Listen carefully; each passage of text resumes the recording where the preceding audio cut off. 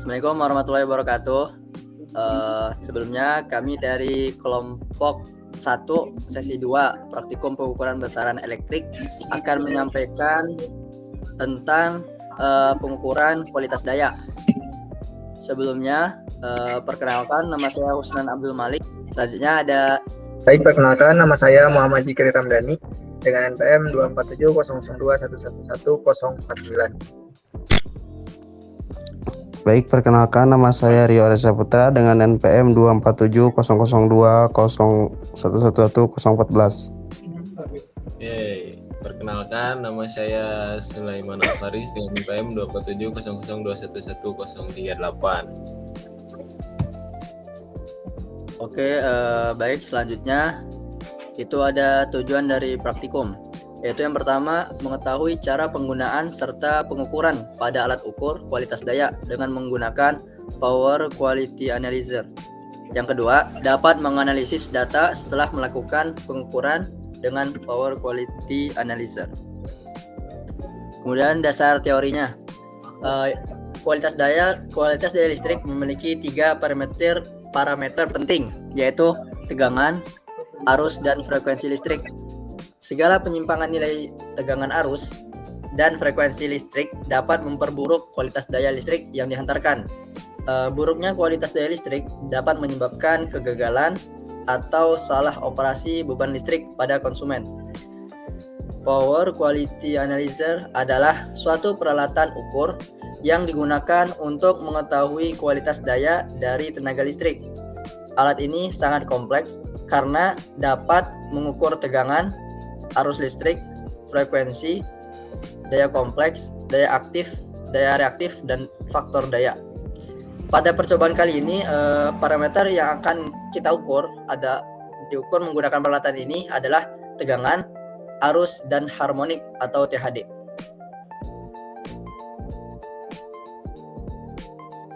Baik, selanjutnya yaitu peralatan percobaan. Yang pertama, Power Quality Analyzer Hioki PQ3198. Oke, selanjutnya yaitu nomor 2 adalah panel 3 fase di gedung teknik elektro. Yang pertama adalah panel listrik bagian luar dan yang kedua adalah panel listrik bagian dalam. Selanjutnya, panel listrik 3 fase memiliki bagian-bagian seperti yang ditunjukkan pada gambar. Bagian luar yaitu 1. Pilot lamp panel, lampu indikator yang digunakan untuk menandakan adanya aliran listrik pada panel listrik, terdiri dari fasa R, S, dan T. Nomor 2. Ampermeter, alat yang digunakan untuk mengukur arus listrik pada peralatan elektronik, memantau beban listrik, dan memastikan keamanan, terdiri dari fasa R, S, T. Yang ketiga, voltmeter untuk mengukur tegangan listrik 1 fasa maupun 3 fasa. Pada bagian dalam terdiri dari 1 kabel input arus masuk yang berasal dari PLN, terdiri dari kabel fasa R, fasa S, fasa T, dan 1 netral. Yang kedua, MCCB Molded Case Circuit Breaker, komponen panel listrik yang berfungsi sebagai pengaman dan pemutus aliran listrik. Yang ketiga, current transformer, alat yang digunakan untuk mengurangi arus tegangan bolak-balik dari ratusan atau ribuan ampere menjadi lebih rendah. CT ini terhubung dengan ampermeter. Yang keempat, busbar, terdiri dari fasa R, S, T, dan N, merupakan konduktor yang berfungsi untuk menghantar listrik yang terhubung dengan MCB. Yang kelima, MCB, miniatur circuit breaker, komponen panel listrik yang berfungsi sebagai pembatas dan pengaman arus listrik.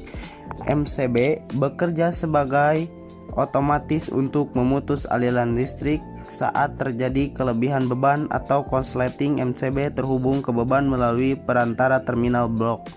Selanjutnya, di sini saya akan menerangkan gimana rangkaian dan prosedur percobaan. Untuk rangkaian bisa dilihat itu ada panel, sumber, beban, sama PQA, Power Quality Analyzer.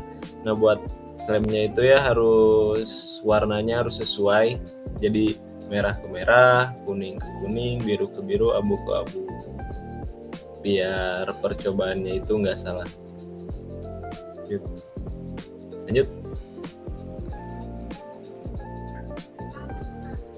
Nah, di sini 1. Pemasangan PKA pada saluran panel listrik 3 fase di gedung teknik elektro. Kemudian pertama yaitu hubungkan kabel klem arus sekitar konduktor fasa R, S, T, dan N. Klem-klem tersebut ditandai oleh warna-warna yang berbeda untuk menandakan polaritas yang benar. Selanjutnya hubungkan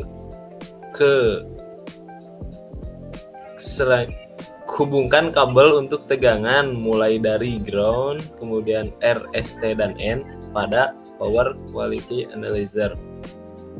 Dan pastikan klem arus aman dan menutup konduktor.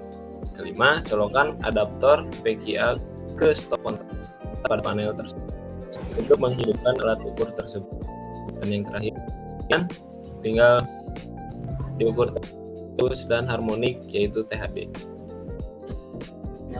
Baik, untuk selanjutnya itu adalah metode pengambilan data. Pada percobaan ini, pengambilan data itu dilakukan dengan menggunakan power quality analyzer, yaitu Hioki PQ3198 yang dipasangkan pada panel listrik 3 fasa seperti yang tadi Sulaiman sudah jelaskan. Nah, lalu untuk parameter yang akan diukur yaitu meliputi tegangan pada fasa R, S, dan juga T, juga arus pada masing-masing fasanya. Jadi tegangan beserta arus dan juga nilai total harmonic distortion-nya atau THD-nya.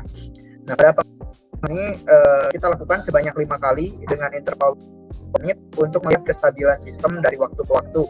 Pada setiap sesi pengukurannya, kondisi alat juga difotokan atau didokumentasikan untuk memastikan komunikasi dan pemasangan sensor itu tetap sesuai gitu. Jadi seluruh data tegangan, arus, dan THD nantinya akan dicatat dan disusun dalam tabel untuk bisa dianalisis gitu. Nah, kemudian berikut adalah tabelnya.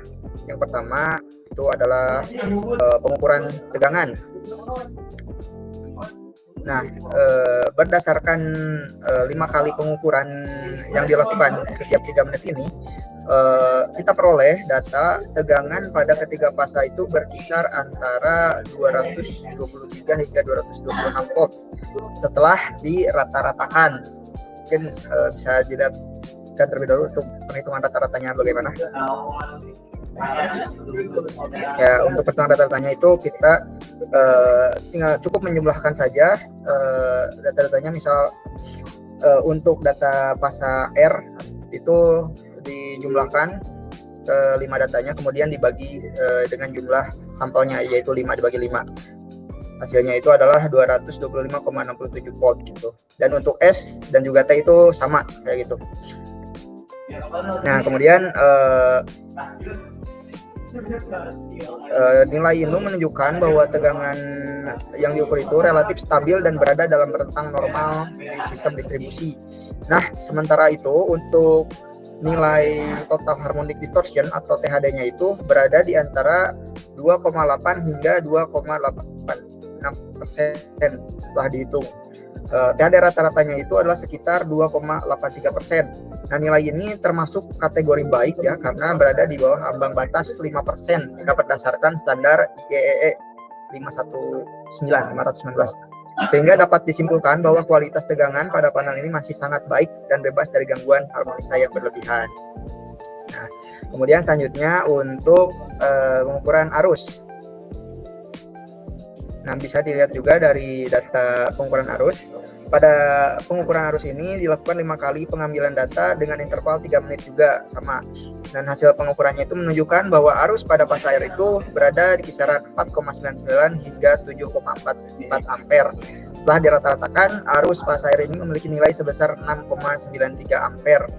Arus pada fasa S berkisar 4,02 hingga 5,69 ampere dengan rata-ratanya sebesar 4,55 ampere. Sedangkan arus pada fasa T berada pada rentang 5,09 hingga 5,60 ampere dengan rata-rata 5,36 ampere. Nah, sementara untuk nilai THD arus ini menunjukkan variasi yang cukup besar, yaitu antara 12,47 hingga 17,606% setelah dihitung. THD arus rata-ratanya adalah 15,71%, yang menandakan bahwa adanya komponen harmonisasi yang cukup signifikan pada sistem arus. Nilai ini menunjukkan bahwa beban yang terhubung kemungkinan bersifat non-linear sehingga menghasilkan distorsi yang lebih tinggi jika dibandingkan dengan tegangannya. Baik, mungkin segitu dari saya. Kita masuk ke beberapa pertanyaan. Yang pertama itu, mengapa tegangan, arus, dan frekuensi dikatakan sebagai parameter utama dalam menentukan kualitas daya listrik? Dan apa dampaknya jika terjadi penyimpangan nilai dari ketiga parameter tersebut? Kedua, sebutkan langkah-langkah penting dalam pemasangan kabel arus atau klem dan kabel tegangan pada power quality analyzer. Mengapa arah dan warna klem harus diperhatikan dengan benar? Ketiga, setelah data tegangan, arus, dan total harmonic distortion atau THD diperoleh setiap 3 menit, apa yang dapat disimpulkan dari perubahan nilai THD terhadap waktu? Bagaimana pengaruh hasil tersebut terhadap kualitas daya pada sistem?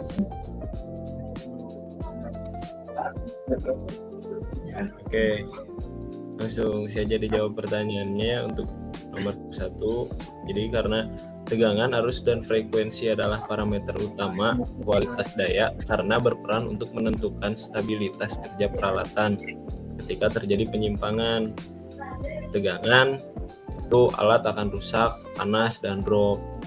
Untuk arus, kabel bisa panas, MCB trip, efisiensi turun. Kemudian frekuensi, motor tidak stabil, sistem kontrolnya error. Oke, kemudian untuk jawaban dari pertanyaan nomor 2, yaitu langkah penting pemasangan PQA atau Power Quality Analyzer, yaitu pertama, pasang kabel tegangan sesuai dengan warna R, S, T, atau N. Nah, itu nanti ada warna merah, kuning, biru, dan juga abu-abu. Pasang klem pada pasa yang benar dan sesuai. Arah panah pada klem harus menuju beban yang tepat. Pastikan semuanya kencang, lalu setting mode 3 pasang. Berdasarkan untuk pertanyaan nomor 3, berdasarkan dari hasil pengukuran selama 5 kali pengambilan data ini, didapat bahwa nilai THD tegangannya itu berada di kisaran 2,39% hingga 2,72%, yang berarti nilai ini sudah tergolong rendah dan juga stabil jika menurut standar IEE, yang itu harus berada di bawah 5%.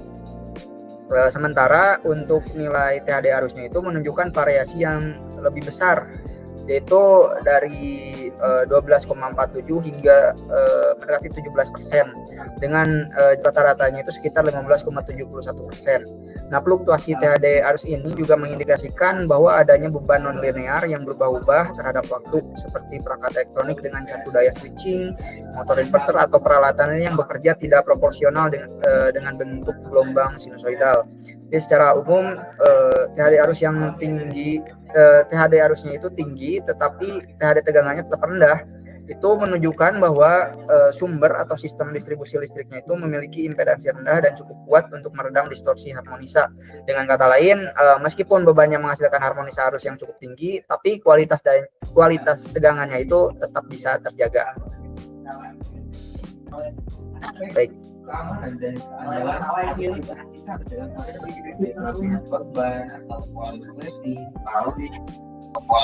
Baik, berikutnya yaitu kesimpulan yang sudah disampaikan dari yang tadi sudah disampaikan semuanya, yaitu berdasarkan hasil pengukuran selama 5 kali pengambilan data diperoleh bahwa nilai THD tegangan berkisar antara 2,39% sampai 2,77%, sehingga kualitas tegangan dapat dikategorikan baik, sementara THD arus 12,47% sampai 17% menunjukkan fluktuasi adanya perubahan non-linear pada sistem. Oke, mungkin demikian penyampaian materi tentang pengukuran kualitas daya dari kelompok 1 sesi 2 praktikum pengukuran besaran elektrik. Semoga apa yang kami sampaikan dapat bermanfaat bagi Anda semuanya, dan jika ada salah kata silahkan dapat dikoreksi di kolom komentar. Mungkin sekian. Assalamualaikum warahmatullahi wabarakatuh.